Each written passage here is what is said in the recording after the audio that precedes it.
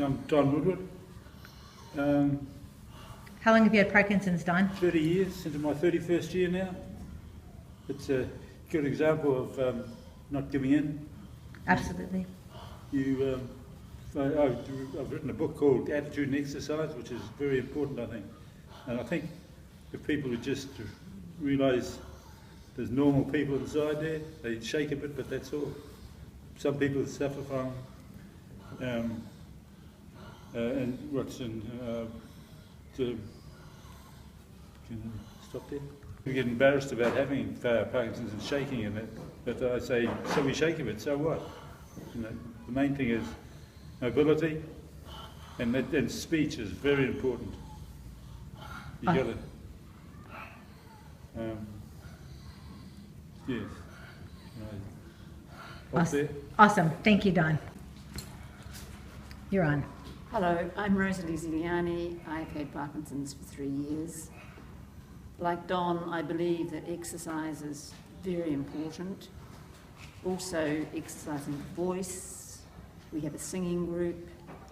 And I think one of the most important things people in general need to realise is that Parkinson's is not just shaking.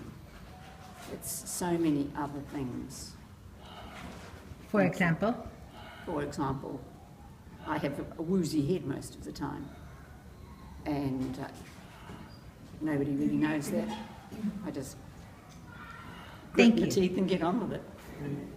Thank you, Rosalie. Who's next? I'm Dennis, and I've had Parkinson's for about 16 years. I think the major thing about Parkinson's is recognising that it has different effects on different people. There's no one thing called Parkinson's. So you have to be positive and treat people as real people. Awesome. Thank you, Dennis. Who's next? You're on. I'm Rhonda. I've known Parkinson's for about 4 years. One of the things from going to a group is to be reminded of things you should do. And sometimes little things help a lot. Thank you so much. I love that. Little things help a lot. Barbara, you're next. Go on. I'm Barbara Bold. Hang on a second. Will you guys I've just... had Parkinson's for about 5 years. One of the things that I have found is how little people know about Parkinson's. Most people think that if you've got Parkinson's, well, necessarily you're going to shake, but there are lots of other ways that Parkinson's affects different people. Give me an example, please. Well, for instance, swallowing, choking, for me can be quite a problem.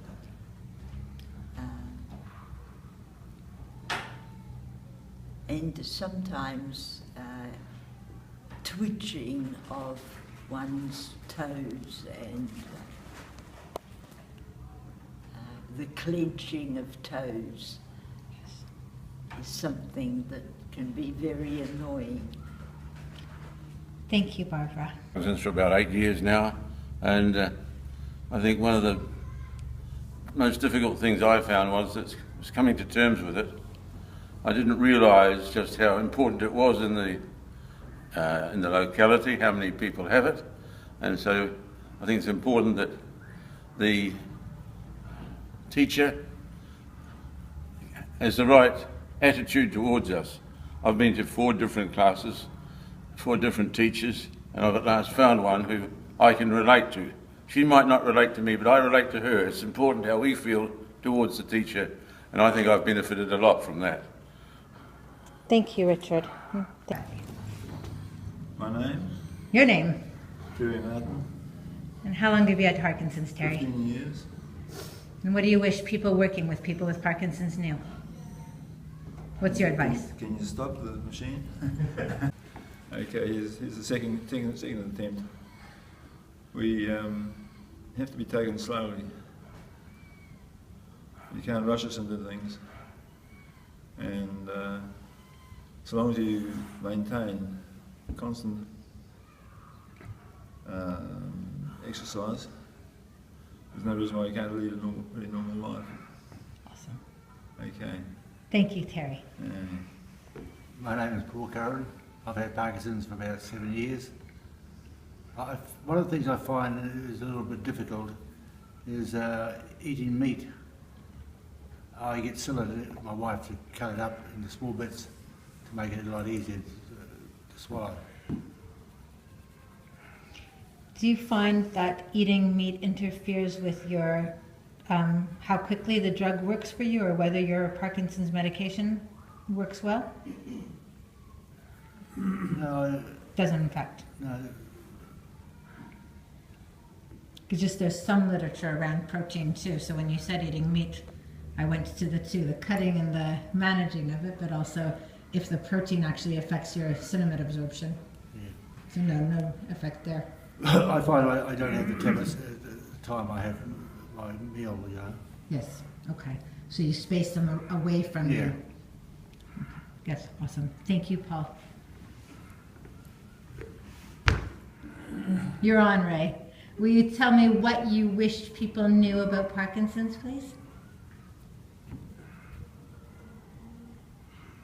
Well, I wish they knew how to cure it.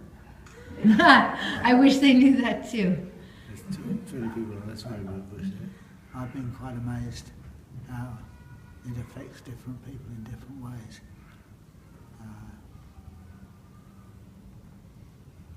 Including myself. Give me an example. Something different.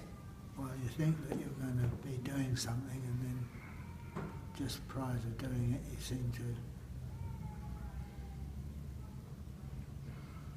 lose your drive to carry on. But I think I've proved beyond any doubt that the exercise each day helps. Absolutely. And it's really helped me. Just plain long walk each day has really surprised me. When I've missed a couple of times, I can tell, and so can my wife. And that's good because it keeps you at it, really. Fabulous. Thank you so much, Ray. The little bit that I would like to add to my comments, Lisa, is the medical profession related to your type of profession. The medical profession never, for one moment, suggested that I go to any exercise classes. They suggested medicines and this sort of thing, but never any exercise. And it was only how I heard about it through somebody else that I even realised there were exercises available. So I'd just like to add that little footnote. Thank you. Anyone else? Go ahead. I think the most sudden effect of Parkinson's, from my own point of view, is balance, and awareness of the public would be very helpful in that at times when getting to or a seat. The other thing is speech. The speech is badly affected. Thank you, Bertie.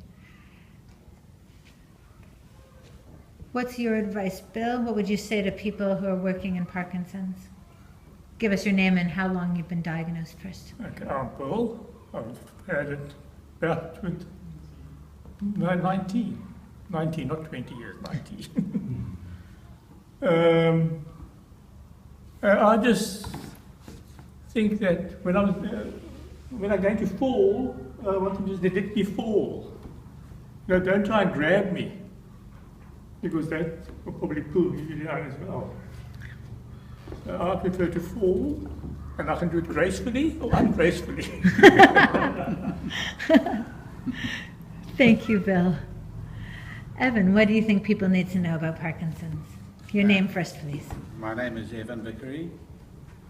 My thought would be along the line of, if you can do something now, you should keep it going.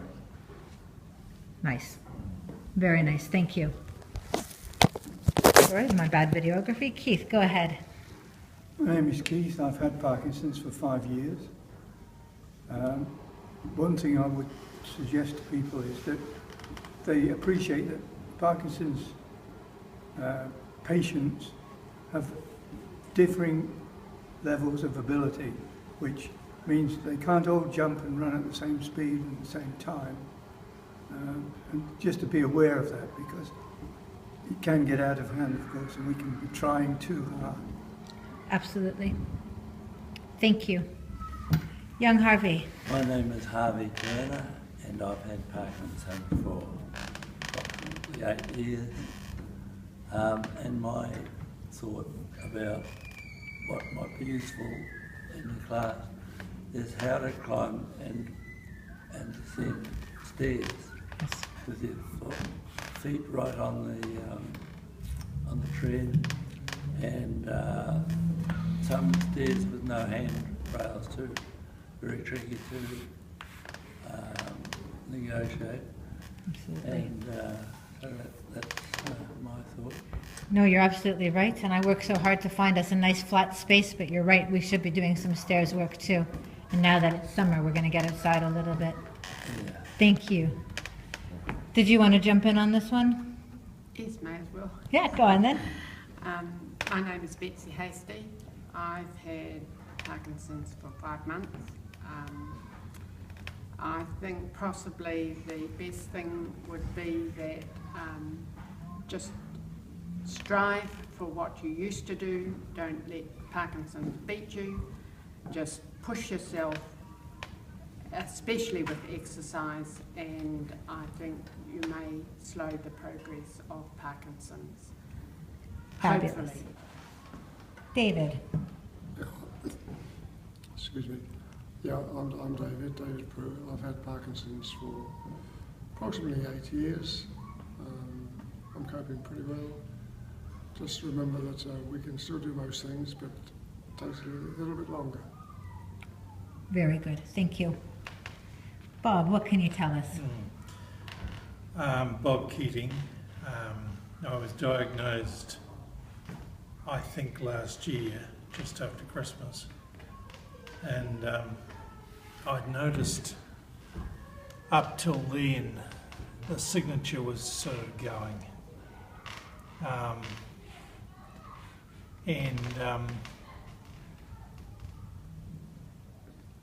That's about it, I think. So being aware of those early signs, yeah, really important. Yeah. Thank you. Dave, anything to add that you wish people knew about Parkinson's? Well, I'm not sure how long I've been since it was actually sort of told to me. I think probably a year now. Yep. Over a year. I think you've got to think very strongly that you've got to do it yourself, and no one sort of is going to come and help you do it.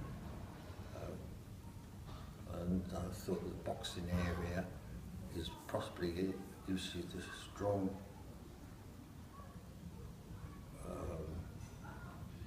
strength to exercise. You can do it at home. You know, just live to the full. Awesome.